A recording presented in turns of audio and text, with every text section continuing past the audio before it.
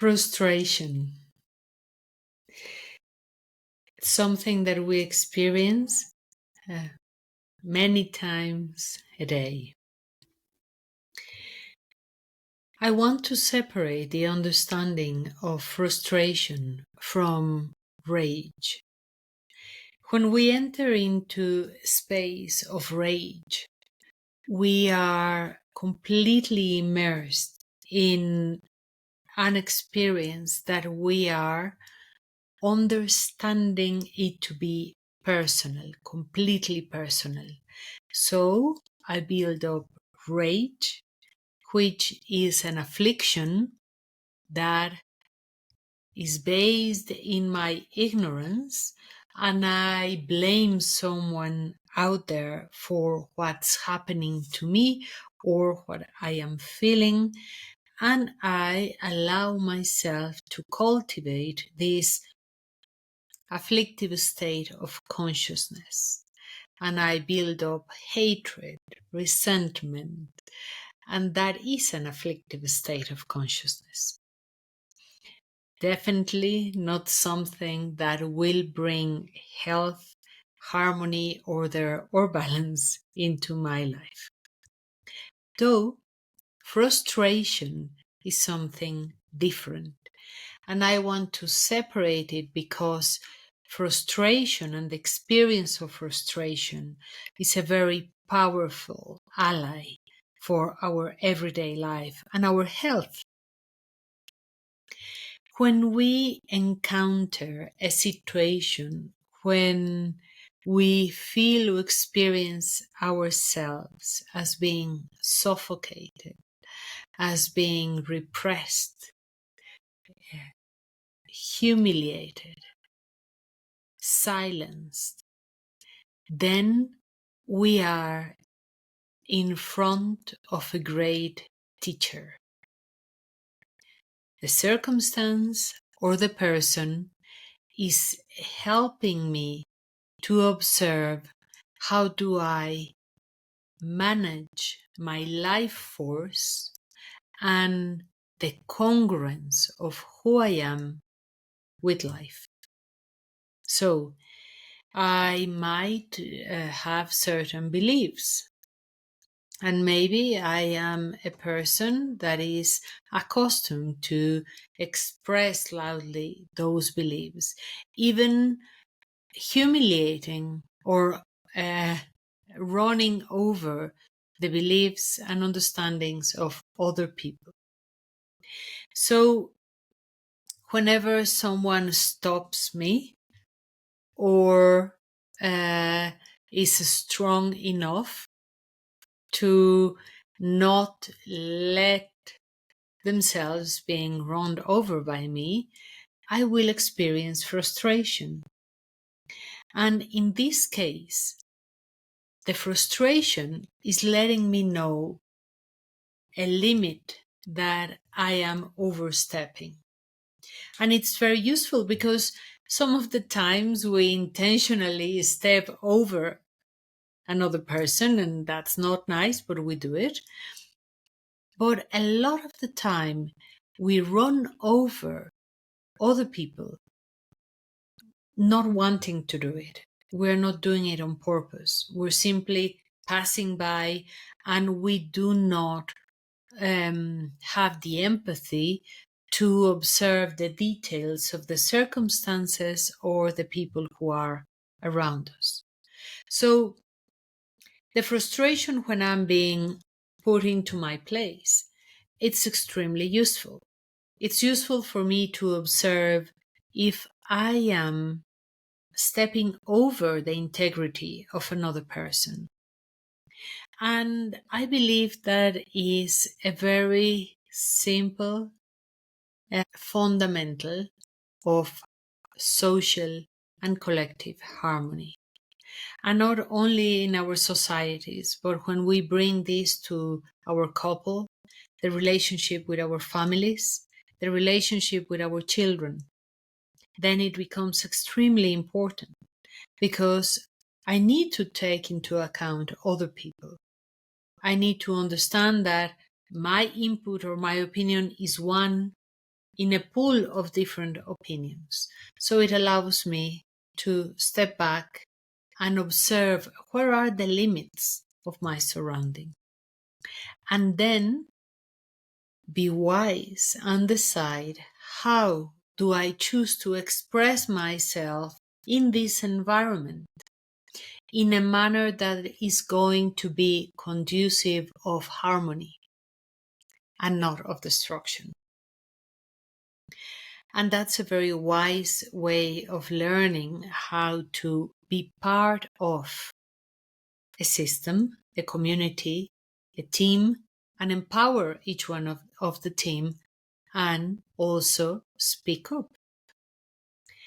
Now, there's another aspect, which is in here, the situation is reminding me of a limit that I overstepped.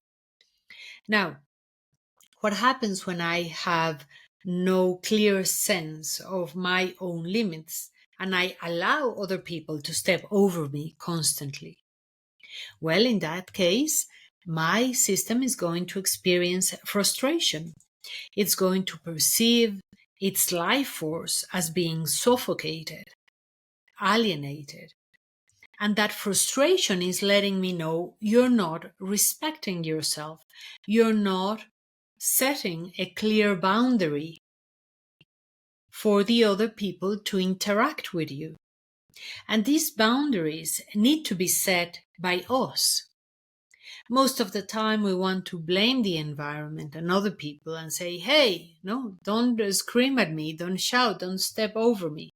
Well, everything that other people do is far away from our control, is out of our reach. The only space where we can really act on is, what do we do? How do we relate to the situation that we're facing?